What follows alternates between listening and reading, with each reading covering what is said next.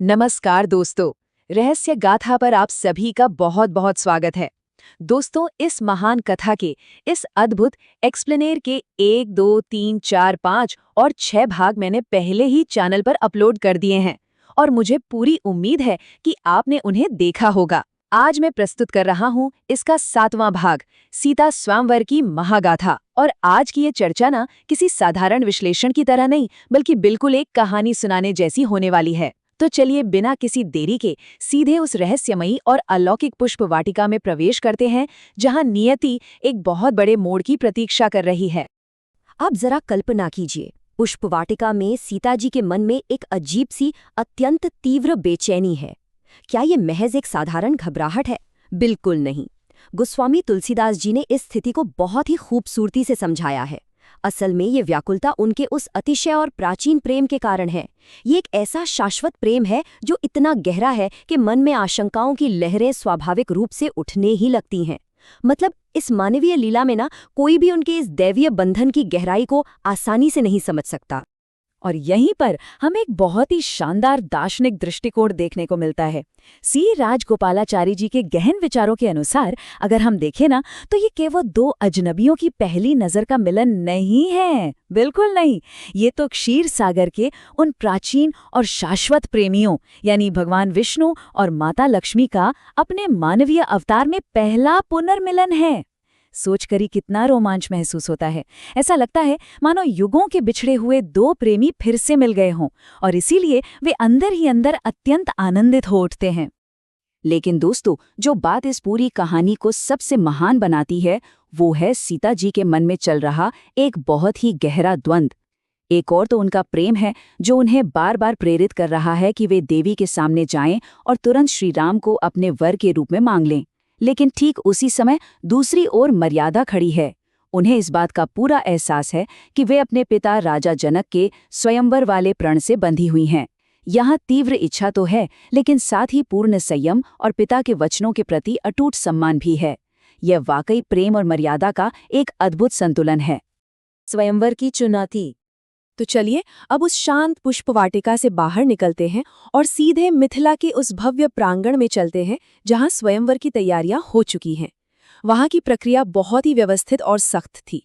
पहले चरण में राज दरबार के चारण आते हैं और राजा जनक के महान और धर्मपरायण वंश की गौरव गाथा गाते हैं। और फिर आता है दूसरा और सबसे अहम चरण।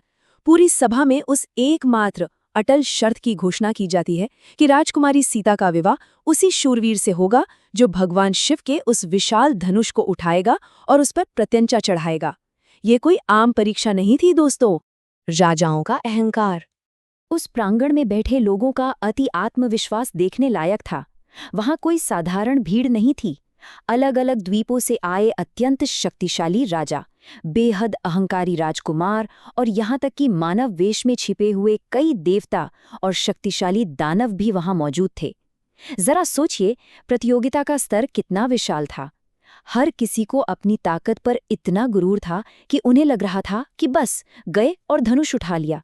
परंतु वास्तविकता क्या निकली? उन सभी बड़े बड़े राजाओं, योद्धाओं और दानवों की सारी शेखी धरी की धरी रह गई।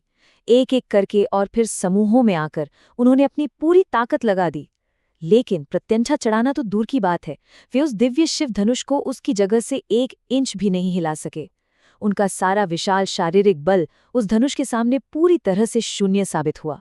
जनक की गहरी निराशा। इस लगातार होती विफलता को देख करना स्वयंवर का पूरा माहौल ही बदल गया। उत्साह की जगह एक गहरी उदासी ने ले ली थी, और सबसे ज्यादा असर पड़ा महाराज जनक पर। निराशा के गहरे सागर में डूबते हुए उनके मुंह से ये कड़वा विलाप फूट पड़ा कि जनक, लज्जा से डूब मरो, क्योंकि आज ये धरती वीरों से खाली हो गई है। ये शब्द किसी भी पिता के लिए कितने हृदय विदारक हैं, इसका हम सिर्फ अंदाजा ही लगा सकते हैं। राजा जनक के सामने एक बहुत भारी मनोवैज्ञानिक संकट आ खड़ा हुआ था। अगर प्रतिज्ञा टूटती है तो उनके पैतृक वंश की महिमा पर हमेशा के लिए कलंक लग जाएगा, और अगर वे अपनी जिद पर अड़े रहते हैं तो उनकी प्रिय पुत्री सीता का जीवन बर्बाद हो जाएगा। उन्हें हमेशा अविवाहित रहना पड़ेगा। जनक जी को चारों ओर केवल कायरता ही दिखाई दे रही थी, और ये एहसास उन्हें भीतर ही भीतर तोड़ रहा था। रघुकुल का सम्मान। लेकिन दोस्तों, कहानी यहाँ एक अत्यंत तीव्र और रोमांचक मोड़ लेती है। राजा जनक के वे निराशा भरे शब्द सभा में बैठे लक्ष्मण जी को बिल्कुल बर्दाश्त नहीं हुए। रघुकुल का ये अपमान सुनकर उनके भीतर जैसे एक ज्वाला सी भड़क उठी।